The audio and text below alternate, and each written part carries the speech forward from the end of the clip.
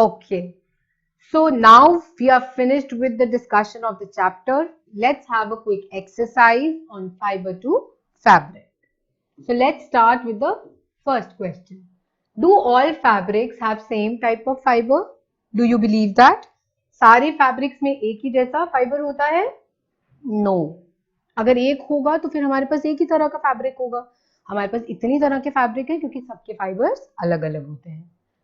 Next question, what kind of clothes are comfortable during summers? अब आप सब बहुत रिलेट कर सकते हो, समर सीजन्स में आप सबसे ज्यादा किस टाइप की क्लोथ्स पहनते हो जो आपको कंफर्टेबल रखते हैं?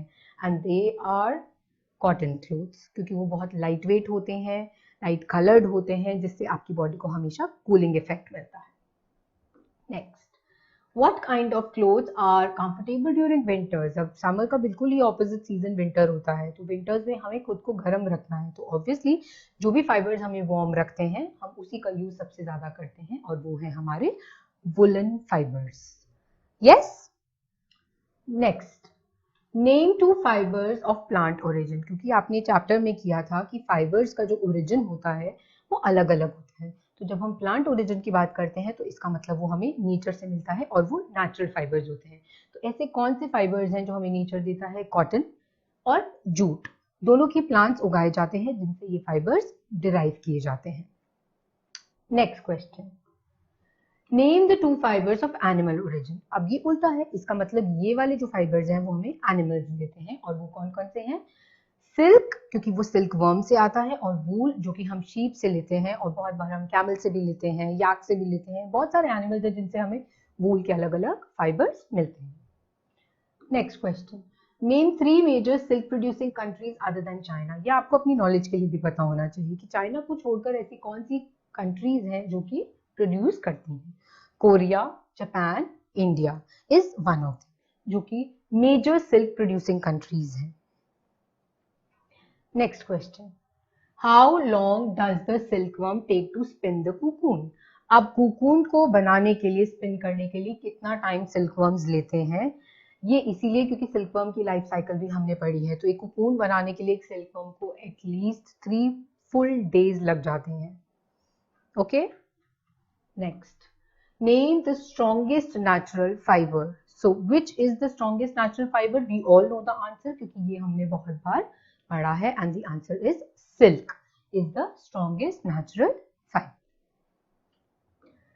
How are different types of fibres classified on the basis of their origin? So किस तरह से फाइबर्स को हम क्लासिफाई करते हैं उनके ओरिजिन पे, जिसका डिस्कशन हम फर्स्ट टाइप के क्वेश्चंस में भी कर चुके हैं. It is plant origin and the second is the animal origin, जिसके बेसिस पे हम उनको नेचुरल और सिंथेटिक बोलते हैं. तो अगर वो प्लांट ओरिजिन के लिए होंगे तो उनको नेचुरल बोलेंगे, और अगर वो केमिकल ओरिजिन के होंगे तो हम उनको सिंथेटिक बोलेंगे. ओके.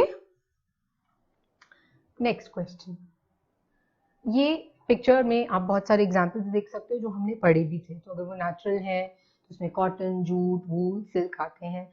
इनमें से कॉटन और जूट जो है वो प्लांट से आते हैं, और वूल और सिल्क जो है वो एनिमल से आते हैं. और जब हम सिंथेटिक फाइबर्स की बात करते हैं तो वो है nylon, polyester, rayon. Alright. Next, explain the life history of silk moth. ये क्वेश्चन बहुत इंपॉर्टेंट है, और ये किसी भी फॉर्म में आ सकता है, डायग्राम की फॉर्म में आ सकता है, किसी भी फॉर्म में आ सकता है. तो आपको दोनों तरीकों से इसको एक्सप्लेन करना आना चाहिए. तो सबसे पहले कहाँ से शुरुआत होती है? जहाँ पे फीमेल मॉथ जो है वो 350 एग्स ले करती है at a time on a mulberry tree. The tiny caterpillar hatches out of the eggs, you can see. और ये कैटरपिलर जो है इन मलबरी लीव्स को खाकर ही साइज में बढ़ते हैं, तगड़े होते हैं, मजबूत होते हैं, और किसमें चेंज हो जाते हैं? लार्वा में. ये लार्वा जो है कोकून को वीव करते हैं, जिसको कम से कम करने के लिए 3 डेज लगते हैं, एज आपने पढ़ा. और फिर इन कोकून्स में से प्यूपा निकलता है. प्यूपा जो है वो थोड़े टाइम में अडल्ट मॉथ बन जाता है, और फिर again this adult changes into the female moth, जो कि दोबारा से एग लेइंग का काम करती है, और ये साइकिल बार बार रिपीट होता रहता है. Right. So this is the life history of a silk moth. उसे ग्रो करने के लिए कितना टाइम चाहिए और कौन कौन सी डिफरेंट स्टेजेस हैं, ये आपको बहुत अच्छे से पता होनी चाहिए. Alright. Which country is the leading silk producer country in the world? So because this silk fiber is very luxurious, silk की क्वालिटीज ही इतनी होती हैं जिसकी वजह से इसका जो बिजनेस है वो बहुत ज्यादा है. So leading is China as of now, which is doing a great business in the silk industry. List any 3 characteristic properties of silk fibers. जैसा मैंने बताया सिल्क की क्वालिटीज ही इतनी है कि जब हम सिल्क फाइबर की बात करते हैं तो उसकी प्रोडक्शन से लेके सेलिंग तक it's a huge business and people have a love for silk. Why? Because it is the strongest fiber but has soft and luxuriant feel, right? आप कभी भी उसे घर में पहन के नहीं घूमते हो. जब आपको बड़े बड़े फंक्शंस में जाना होता है जहाँ पे आपको लगता है कि आप अपना ही एक अलग फील देना चाहते हैं, एंट्री देना चाहते हैं, you always use silk. It has a great stretch and it is light weight, तो आपको पहनने में भी ये बहुत कंफर्टेबल फील कराता है. Next is Komoli saw sheep rearers giving protein-rich diet to sheep. Why do you think this is done? Proteins खाने का क्या फायदा होता है? आपने पढ़ा है प्रोटीन्स को हम बॉडी बिल्डिंग बोलते हैं, और प्रोटीन की एक और क्वालिटी होती है कि अगर आप प्रोटीन्स अच्छे खाओगे आपकी हेयर टेक्सचर बहुत इंप्रूव होती है, क्योंकि जो हमारे हेयर्स हैं वो nothing but made of proteins. तो सबसे बड़ा पॉइंट यहाँ पर यही है क्योंकि हमने उनको शीप को दिया है और हमें शीप के हेयर चाहिए, तो इसीलिए हम उनको प्रोटीन रिच डाइट देते हैं क्योंकि that is going to improve the quality of hair and in turn produces good quality wool. तो हमारा काम तो हो गया, पहले हम उनको अच्छी डाइट देंगे तभी उनकी क्वालिटी ऑफ जो वूल है वो बहुत अच्छा आएगा and we are going to make good business. Next question. Abhishek saw that the sheep are dipped in antiseptic solution after shearing. Why? You know what is shearing? Shearing क्या होता है? Shearing is a process जहाँ पे आप sheep की जो outer covering body की layer है उसको आप रिमूव करते हो. Yes, so to make sure that they are safe from any kind of germs और bacterial infection, they are dipped in antiseptic solution, ताकि अश्योर्ड रहें कि उनकी फ्लीस में जो उनकी स्किन आपने रिमूव किया है उसमें कोई भी जर्म इन्फेक्शन ना हो, क्योंकि आपको मालूम है शीप कहाँ कहाँ घूमती हैं, कहाँ कहाँ से उनको पकड़ा जाता है, और किसी भी तरह की डिसीज किसी को भी हो सकती है, बिकॉज जहाँ पे उनको रखा जाता है हो सकता है कोई इन्फेक्शन से किसी को इन्फेक्शन हो गया हो, तो वो इन्फेक्शन बाकी सब जगहों पे सबको ना हो, इसीलिए जब क्लीनिंग की जाती है उसकी तो ये मेक श्योर किया जाता है उनको एंटीसेप्टिक सॉल्यूशंस में डिप करें ताकि जो सारा हमारे पास कलेक्टेड फ्लीस है वो सारा सेफ हो.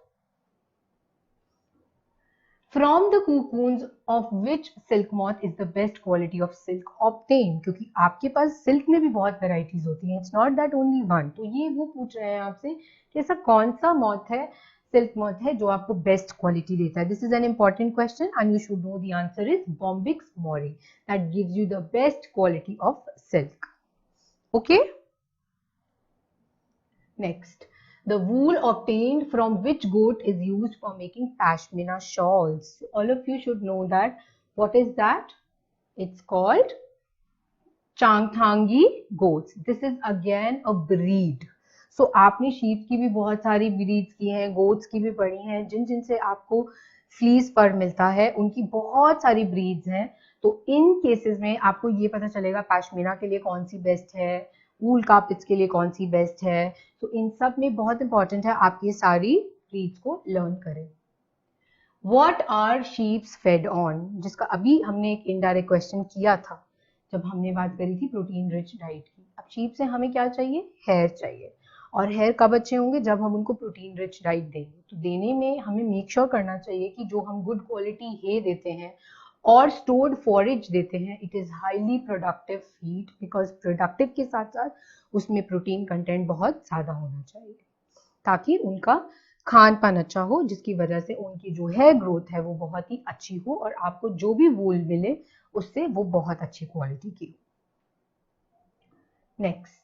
What are the occupational hazards associated with silk industry? Occupational hazards का मतलब ये है कि जो भी लोग इस इंडस्ट्री में काम करते हैं, जो भी लोग वूल फाइबर्स की ए से लेके जेड तक सारा काम देखते हैं, उनको किस तरह के हेल्थ रिस्क हो सकते हैं. जैसा हमने फाइबर्स की बात की और बार बार हम ये भी बात करते हैं कि हम हर स्टेप पे मेक श्योर करते हैं कि उनको कोई प्रॉब्लम ना हो, वो भी क्लीन हो, जर्म फ्री हो. लेकिन सबसे बड़ा प्रॉब्लम यहाँ पे आता है फाइबर्स का. High noise exposure can lead to hearing impairment, hypertension, disturbance in sleep, because जब वहाँ पे मशीनरी वर्क होता है, लार्ज स्केल प्रोडक्शन होती है, तो मे बी वो जो आवाज़ है बहुत loud noise which is a noise pollution that can bring problems to your hearing, hypertension, disturbances in sleep. And the second is related to the respiratory problems, because बहुत बार fibres के साथ काम कर करके आपका जो वो बर्ड्स होते हैं, जो वो फाइबर्स के बहुत सारे ऐसे फाइबर्स होते हैं जो हवा में बहुत लाइट होते हैं, तो वो आते हैं और वो जब आप सांस लेते हो तो उसका बहुत सारा पोर्शन आपके रेस्पिरेटरी ऑर्गन्स में जाता है और आपको ब्रोंकाइटिस जैसी बहुत सारी प्रॉब्लम्स हो सकती हैं. पीपल स्पेशली जिनको एस्थमा प्रॉब्लम्स होती हैं, they should never work in such conditions. Okay, next, silk moth larva feed on dash leaves. बहुत सिंपल आंसर है, क्योंकि आपने जब सिल्क मॉथ की साइकिल करी थी तो आपने सबसे पहले बताया था the answer is mulberry leaves. Okay, next, dash is at the top in wool production. It's not silk production, अब हम बात कर रहे हैं वूल प्रोडक्शन की. तो कौन है वूल प्रोडक्शन में सबसे आगे? It's Australia. ओके, ये सारी कंट्रीज के नेम आपको लर्न होने चाहिए. Hosiery is obtained from a breed of sheep called. तो यहाँ पे भी आपको रिमेम्बर करना है. हमने बहुत सारी चीजें अभी जैसे हमने पैश्मीना शॉल्स का किया था, तो यहाँ पे आपसे होजरी की बात कर रहे हैं. तो जब भी वो होजरी पे क्वेश्चन बोलेंगे आपका आंसर होगा पतनवदी ब्रीड. ये ब्रीड है और कहाँ पाई जाती है? गुजरात में. So please make a note of this. Patanwadi is related to hosiery and it is from Gujarat. Next, taking out threads from cocoon to make silk yarn is called dash. So जब आप ये काम करते हो तो आप इस प्रोसेस को बोलते हो रीलिंग, क्योंकि इसमें आप सारे थ्रेड्स को इकट्ठा यार्न्स में बांध देते हो. So this is called reels, क्योंकि आप उसको रील्स की तरह लपेटते हो. The process of shaving a sheep's body to obtain fleece, जिसके बारे में हमने थोड़ी सी बात करी थी कि जब हम उसकी बॉडी को, उसकी आउटर कवरिंग को शेव करते हैं तो इस प्रोसेस को क्या हम बोलते हैं? शेयरिंग. जहाँ पे आप उसको गज्जा कर देते हो, जैसे हमारा मुंडन होता है वैसे उसका होता है. So the rearing of silk moths for obtaining silk is called apiculture, aquaculture, sericulture या silky culture. So what should be the answer? The answer is sericulture. Very good. Okay, so remember this now. Which of these pairing is correct? Patanvadi coarse wool, Lohi woolen shawls, Marwari brown fleece, Nali carpet wool. तो ये जो first left hand side में ये सारी breeds हैं और किस तरह का आपको fibers देती हैं, that is written in front of that. So आपके हिसाब से इसमें से कौन सी pairing correct होनी चाहिए? Let's find out the correct answer. And the correct answer is